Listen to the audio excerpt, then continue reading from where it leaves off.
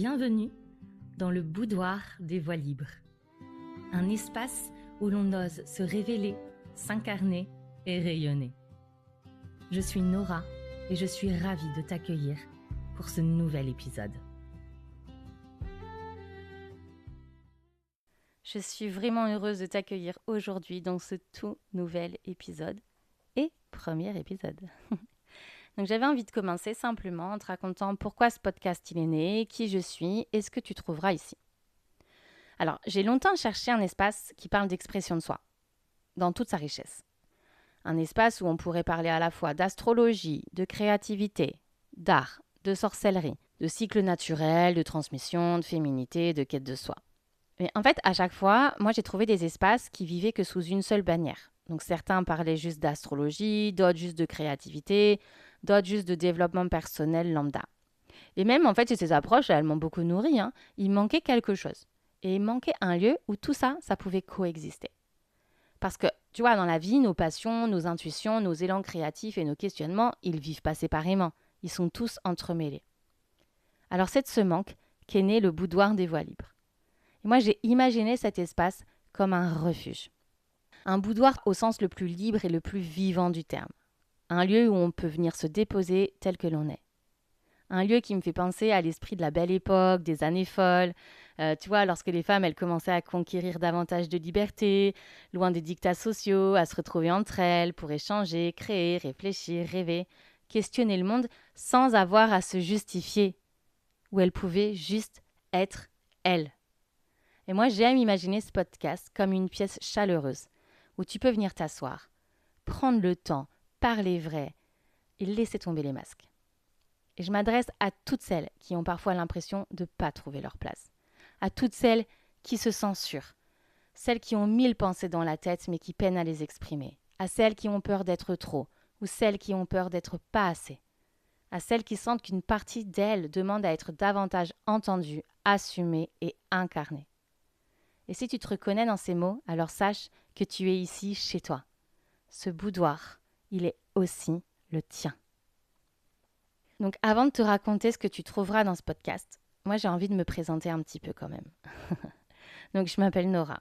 Je suis artiste, chanteuse, musicienne, éditrice. Et si aujourd'hui je te parle autant d'expression de soi, c'est parce que pour moi c'est un sujet qui me traverse depuis toujours.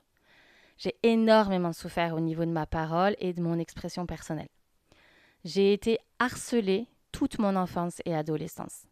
J'ai énormément déménagé, ce qui fait que je changeais d'école tous les 2 ans. Donc, qui dit changer d'école dit nouveau groupe, réadaptation. Donc, tu peux imaginer à quel point, au bout d'un moment, en fait, on se lisse pour pouvoir rentrer dans les cercles.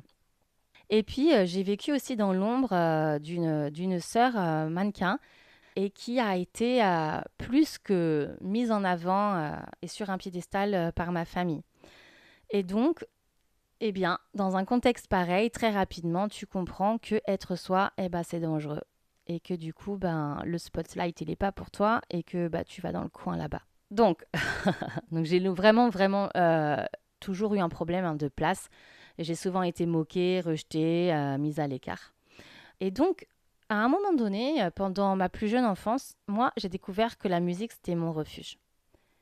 Et tu vois, à l'adolescence, j'écrivais beaucoup, notamment beaucoup de poèmes, des textes, des chansons, et ça m'a vraiment permis de traverser des périodes ultra difficiles.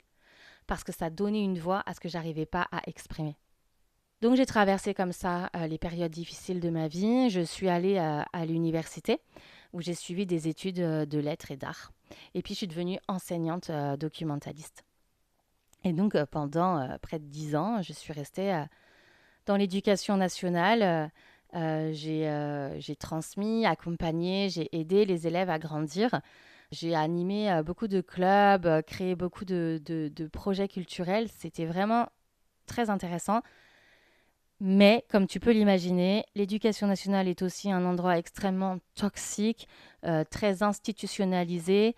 Et si tu es un peu différent, si tu es un peu, par exemple, comme moi, multipotentiel, ou tu as un TDAH, etc., très, très, très vite, en fait, tu peux te sentir mis à la marge. Et c'est ultra compliqué d'évoluer dans un monde comme ça.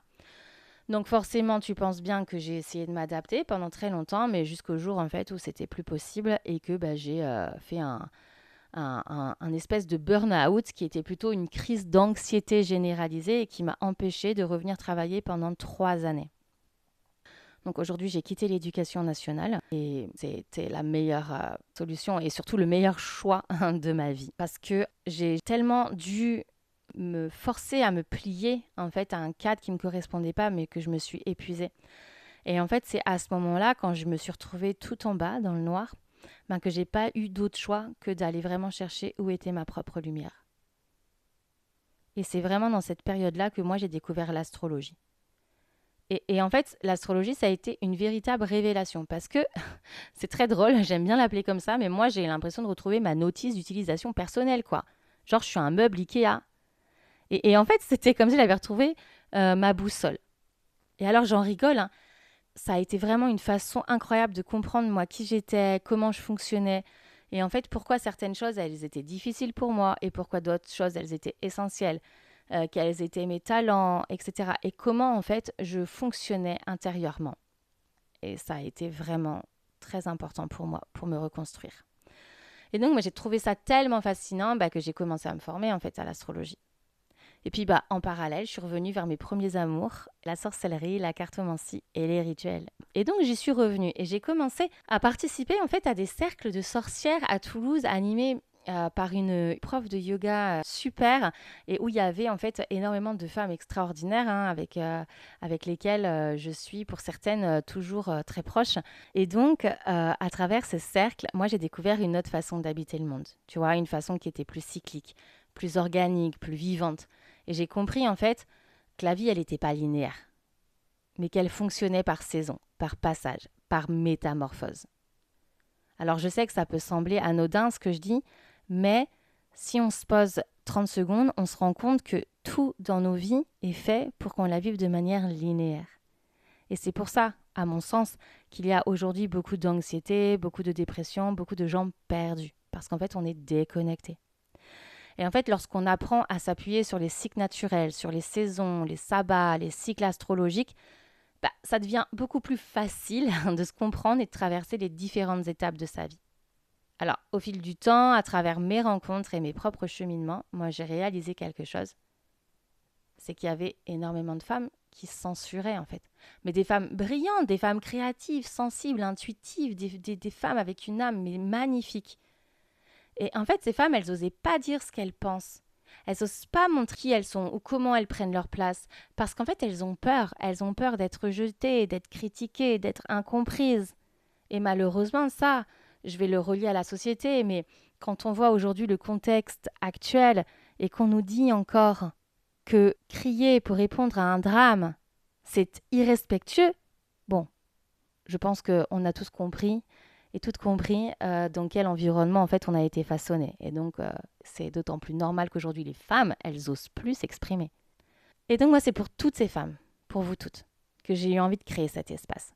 Un espace où on peut revenir à soi, où on peut retrouver sa voix, où on peut explorer son expression personnelle. Un espace où on se reconnecte à sa créativité, à son intuition, à sa puissance féminine. Et surtout, apprendre à occuper pleinement sa place dans le monde. Alors, dans ce podcast, on va explorer plein de facettes de l'expression de soi. Bien sûr, je pense que tu l'as compris, on va parler d'astrologie. Parce qu'elle fait partie de mes outils de prédilection préférés et qu'elle m'a énormément aidé à mieux me comprendre. Mais aussi on va parler de créativité, d'art, de musique, d'écriture et de toutes ces formes d'expression qui nous permettent de donner une voix à ce qu'on vit en nous. Je te partagerai également des réflexions plus personnelles, des prises de conscience, des expériences de vie, des coups de gueule, des questionnements qui traversent mon propre chemin et par extension le vôtre. Tu trouveras aussi des épisodes consacrés au cycle naturel, aux saisons, au sabbat, à la sorcellerie. Il y a toutes ces pratiques qui nous invitent à vivre de manière plus consciente et plus reliée au vivant.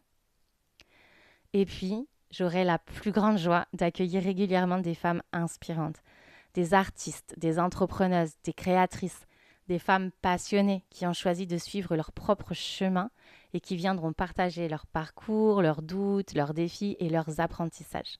Et ce qui est important pour moi d'exprimer maintenant, c'est qu'au fond, tous ces sujets, ils ont un point commun. il parle d'expression. Il parle de cette voix unique que chacune porte en elle. Il parle de notre capacité à nous révéler, à nous incarner et à prendre pleinement notre place. Parce que c'est finalement ce qui relie tous les univers que j'aime et toutes les conversations que j'ai envie d'ouvrir ici. L'expression. Si tu es arrivé jusqu'ici, j'ai envie de te souhaiter la bienvenue du fond du cœur. Bienvenue dans ce boudoir. Bienvenue dans cet espace de réflexion, dans cet espace de création, d'exploration et d'expression. Et j'espère que tu te sentiras libre d'être pleinement toi-même, libre de questionner, de ressentir, d'explorer, de changer, libre de prendre ta place. Au fil des épisodes, on va parler donc d'astrologie, de créativité, de cycle, d'art, de transmission et de toutes ces choses qui nous aident à mieux nous comprendre et à mieux nous exprimer. Mais surtout, j'espère que cet espace, il pourra t'accompagner dans ton propre chemin. Parce que tu vois, au fond, je crois qu'on porte toute une voix singulière, une voix qui mérite d'être entendue, une voix qui mérite d'être assumée et une voix qui mérite d'exister. Alors merci d'être là, merci pour ton écoute et j'ai hâte, vraiment, de te retrouver dans le prochain épisode du Boudoir des Voix Libres. À très bientôt.